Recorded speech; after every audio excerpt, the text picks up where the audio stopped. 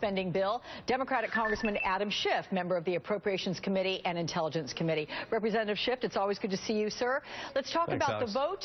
I understand you voted against the bill as that countdown clock was ticking away. So from your perspective, would a government shutdown have been worth it if the bill did not pass? No, but a government shutdown was really never in the cards. Both parties, I think, have agreed that's not what we're going to do. And in fact, the House had passed a measure to keep the government open until next week. So there's plenty of time to remove those two offensive provisions from the bill that really don't belong there. Those that are a giveaway to Wall Street that would basically put taxpayers on the hook if we have another meltdown because Wall Street is engaging in very risky transactions, and this 10-time increase in campaign contributions to the political parties. So I hope that Senator Warren's measure will be taken up and those provisions can be stripped out, and the Senate can pass it and the House can come back and pass it as well.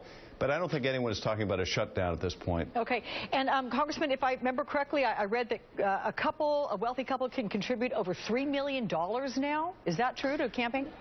That's right. We took limits that were in about the $30,000 to $40,000 range, and we tripled those, and then we tripled the number of categories that you could give those amounts to. So the effect was basically to increase tenfold the amount that wealthy contributors could give.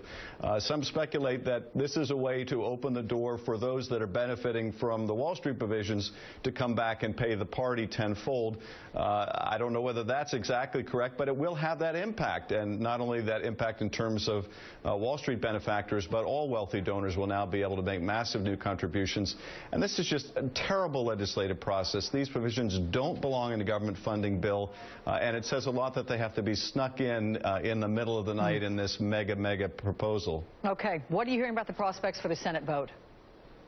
Well, I'm sure they'll take it within the next day or two. I don't know if it'll be today or it will linger until Monday.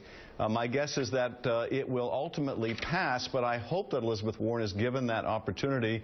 You know, put the members on record. Are they for these special interest provisions or not? Do they think they belong in the bill or do they not? That I hope she will get a vote on. I don't know if she will, but I'd love to see those provisions stripped. At the end of the day, though, it looks like the broader parameters of the bill, which are good, are likely to pass. It's just my hope that it will pass without the special interest provisions. Okay. Let's talk about the CIA torture report, because you and I have been talking terrorism and national security for a long time now, and you've also been privy to a lot of classified information that your colleagues are not able to see. So what was your reaction when you read this report, and do you think anyone should be prosecuted for their role?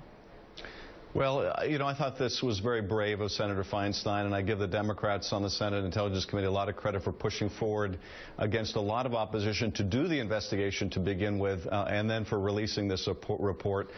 You know, I think it's enormously important for the country to see it, to read it. There are still some people defending torture.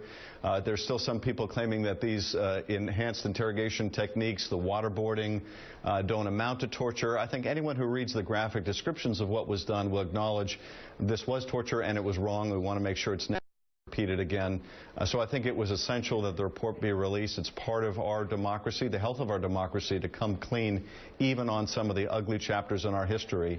In terms of prosecutions, it's very hard, you know, speaking as a former prosecutor, to prosecute people for things they did in reliance on a legal opinion from the Justice Department saying it was legal. But those people who went outside that legal guidance, and the CIA director has already acknowledged that people went beyond what the Justice Department said was legal. I think the Justice Department needs to look again at the evidence in this report and decide whether there's new evidence that would warrant prosecuting people for ignoring the limits that were imposed by the Justice Department. On Morning Joe yesterday, they spoke with John Rizzo, the former acting general counsel of the CIA. Let's take a listen to this. So what was Nancy Pelosi briefed on? Was she briefed on the waterboarding? Was she briefed on all the enhanced interrogation techniques at that time? Yeah, chapter and verse. I mean, all of them in detail. You know, the sleep deprivation, all of it. The point is, none of them expressed any concern, opposition. The sense from all of them in those early halcyon days was, is this all you're doing? Is this all you need? So members of Congress like Nancy Pelosi, also Jay Rockefeller, they were members of the specific Gang of Eight back in 2002. They were involved in all the top-level briefings. So is this public reproaching from them, is that just a flip-flop now because the national climate has changed since the immediate aftermath of 9/11? No, in fact, and I honestly don't believe what we're just hearing from Mr. Rizzo. And if you look at what a lot of the agency defenders are saying now, they're saying things like, well, the members of Congress said, do what it takes to find out those who are responsible, and claiming that that was a knowing green lighting of torture.